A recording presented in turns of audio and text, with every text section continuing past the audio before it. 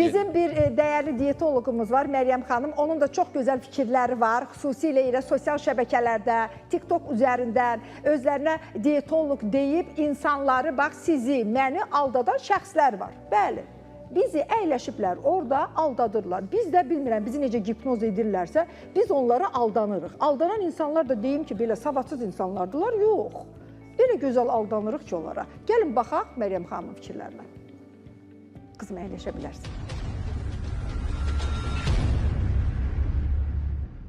Diplomu olmayan, hiçbir sertifikatları olmayan diyetologlar insanlara öz mənfəətlərini güdərək arıqlama çayı, arıqlama kofesi, arıqlama kokteylləri satırlar və insanlar da məcbur olur, xanımlar, dəyərli xanımlar öz arıqlamalarını istəmələri üçün, gözəl görünmələrini istəmələri üçün bu yola əl atırlar. Onların belə deyərdim, o işbazların toruna düşürlər və bu da məni bir mütəxəssis olaraq çox narahat eləyir.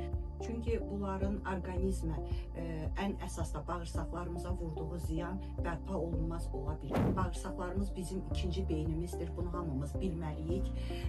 Əgər bağırsaqlarımız təbii yolla təmizlənmirsə, bu artıq ciddi xəstəliklərə gətirib çıxarda bilər.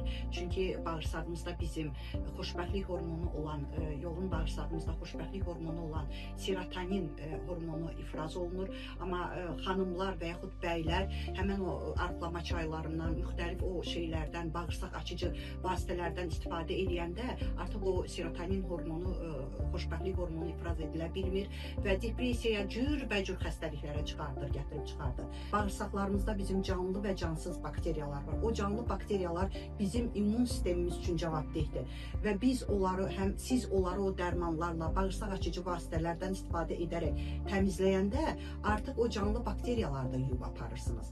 Və bir mənalı şəkildə yadınızda saxlayın. Əgər sizin bağırsaqlarınız təmiz deyilsə, orqanizminizdən toksinlər təmizlənməyibsə, qaraciyəriniz yüklənmədədirsə, azad deyilsə yüklənmədən sizin nə üzünüz, nə saçınız gözəl bacılarım, nə də dırnaqlarınız gözəl ola bilməz. Ən böyük səhv budur ki, təcili şəkildə tez arıqlamaq istəyirlər. Ona görə də həmən bu təhlükə saçan çaylara, kokteyllərə və s. üz tuturlar.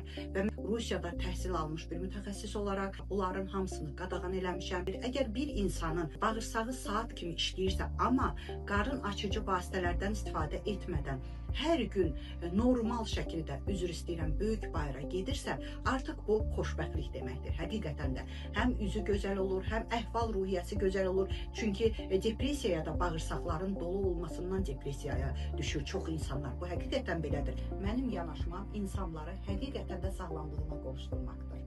Bu, elm və səbir işidir. Sizdən bir xahişim var. Sağlamlığınızı həvəskarlara, saxta mütəxəssislərin əlinə təslim etməyin. Arıqlamaq adına sağlamlığınızdan olmayın.